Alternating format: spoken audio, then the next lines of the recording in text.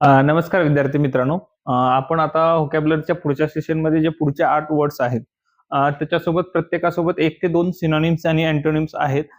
तर असे 4 ते 5 वर्ड्स पकडले तर 40च्या आसपास वर्ड्स येतात. तर तुम्ही नक्कीच बघू शकता. व्होकॅब्युलरी इम्प्रूव्हमेंटसाठी याचा नक्कीच तुम्हाला फायदा होईल. तर आपण पहिला शब्द बघूया. कोलसीज म्हणजे एकत्र येणे किंवा मर्ज करणे, युनाइट, कंबाईन, गॅदर पण म्हणू शकता याला. गॅदर म्हणजे एकत्र येणेच असतं. तर दुसरा त्याला अँटोनिम्स आहे सेपरेट, डिवाइड, स्प्लिट म्हणजे पसरणे किंवा सेपरेट होणे, वेगळे होणे. डिवाइड म्हणजे पण वेगळं करणं असते. कोर्सेस म्हणजे दबाव टाकणे किंवा दबाव करणे, एखाद्यावर दबाव आणणे, त्याला फोर्स करणे किंवा प्रेशर करणे असं पण म्हणू शकतो. ब्रोबिट म्हणजे जबरदस्तीने एखाद्यावर दबाव आणणे असं असतं. त्याला अँटोनिम्स मध्ये आहेत इनकरेज, अलाव, फोर्स किंवा अलाव आहे फ्री करणे किंवा परसुएड करणे. तिसरा शब्द आहे कोजंट. कोजंट म्हणजे पॉवरफुली किंवा फोर्सफुली कन्व्हिन्स करणे, एखाद्याला प्रभावीपणे कन्व्हिन्स करणे असते. कन्व्हिन्सिंग, पर्सुएजिव्ह आणि व्हॅलिड पण म्हणू शकतात त्याला. अँटोनिम्स मध्ये आहे वीक, अनकन्व्हिन्सिंग किंवा इलॉजिकल असं म्हणू शकता. खराब करणे किंवा खाली आणणे असं म्हणू शकता.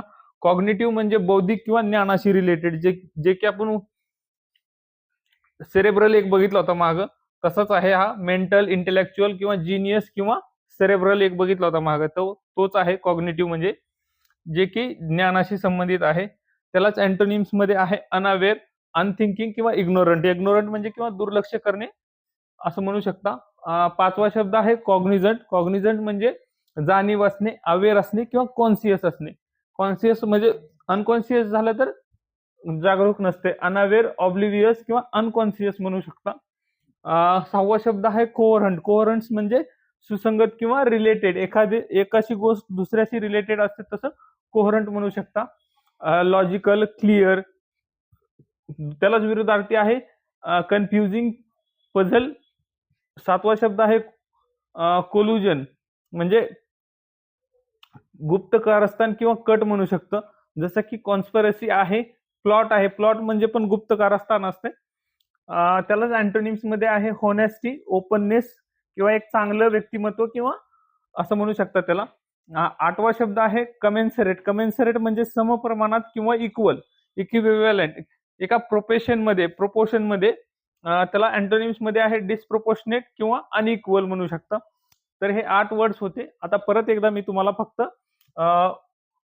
शब्द आणि त्याचा अर्थ सांगणार आहे. कोल्सीज म्हणजे एकत्र येणे, कोर्सेस म्हणजे दबाव टाकणे, कोजंट म्हणजे प्रभावी किंवा पॉवरफुली, फोर्सफुली, कॉग्निटिव्ह म्हणजे बौद्धिक किंवा ज्ञानाशी संबंधित.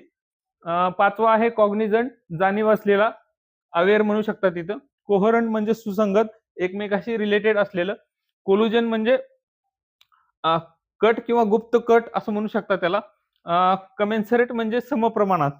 तर अशा प्रकारे हे 8 वर्ड्स होते. तर प्रत्येकाला 1 ते 2 सिनोनिम्स पकडले तर जवळपास 40च्या आसपास वर्ड्स जातात. तर नक्कीच तुम्ही हे वर्ड्स तुमच्या व्होकॅब्युलरीमध्ये इम्प्रूव्हमेंट करण्यासाठी नक्कीच फायद्याचे असतील. तर शेवटपर्यंत व्हिडिओ बघितल्याबद्दल